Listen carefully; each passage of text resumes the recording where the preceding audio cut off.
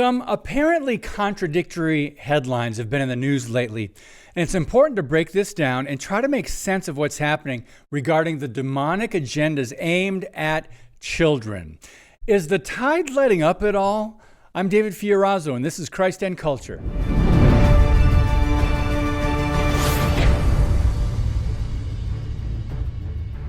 So let's start with some good news first, right? England's National Health Service, NHS, is now warning against puberty blockers for minors, and the new guidelines on treating gender dysphoria say families are, quote, strongly discouraged from getting hormones or puberty blockers. Why? Because there's not, and this is a quote, not enough evidence of safety and clinical effectiveness, end quote. Whoa.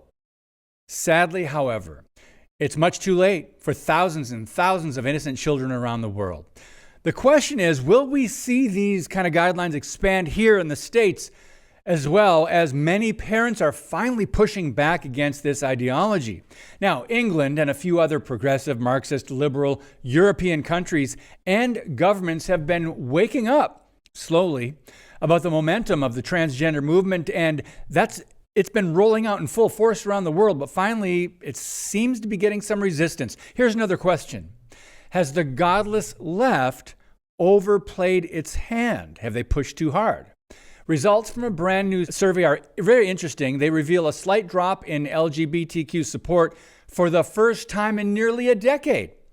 Our friends at Not the Bee looked at news stories from the past month featuring gay influencers, sex addicts, drag performers, pedophiles, and transgenders targeting children, and they pointed out the slippery slope many of us have been sounding the alarm about. They said this, quote, "In about a decade, the LGBT movement has gone from just let us get married to let us confuse, corrupt, sexualize, and irreparably damage your children." Now, the Public Religion Research Institute, PRRI, survey found support for same-sex marriage dropped 2 points. Doesn't sound like a lot, but that's from 69% to 67% from 2022 to 2023. Now, you might be thinking, well, it's still high, 67%, and you would be right. The point here is that it seems maybe something is slowing the locomotive that would be the assault on children. Now, from drag queens and Hollywood programming to pride parades, social media, and trans surgeries on minors, more people seem to finally be saying enough. By the way, interesting, the last time American support for same-sex marriage dropped in the survey, it was 2014 when it dropped from 53%. Actually, it dropped to 53%. So Melissa Deckman, she's the CEO of PRRI, and she reminds us this very interesting point. Most people are still all in. Quote, "Our survey shows that support for LGBTQ rights has dipped slightly from 2022 to 2023, although the vast majority of Americans continue to endorse anti-discrimination protections for LGBTQ Americans and the rights of same-sex couples to marry," end quote. Of course, most people are against discrimination, right? Who isn't? But what they're talking about is special rights for one group, the oppressed, which then results in discrimination against Christians, the alleged oppressors. In a recent episode of Behind the Deep State, my friend and colleague Alex Newman exposes the root infestation of this diabolical worldview shift that has permeated entertainment, social media, Hollywood, the music industry, sports, and beyond. Newman reports that many famous figures have even spoken openly about how they made a literal deal with the devil in exchange for success, fame, money. In recent decades, we've seen the rotten fruit and impact of this evil on humanity. We've seen it in America. Our call to action is to keep raising awareness, declaring the truth.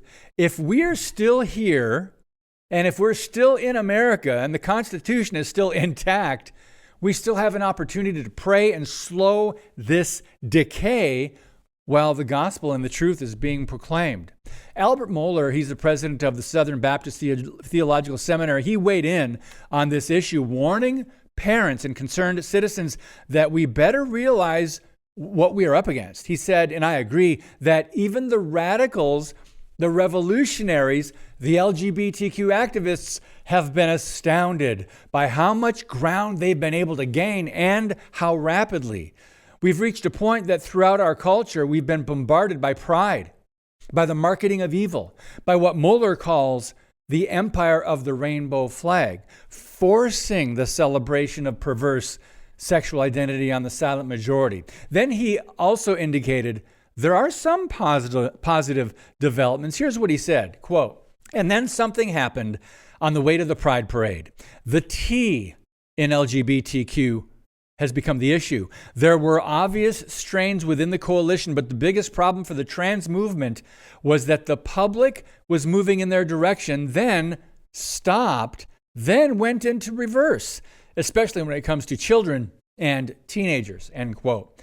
So this may be where the agenda gets stuck or at least slows down in the mud.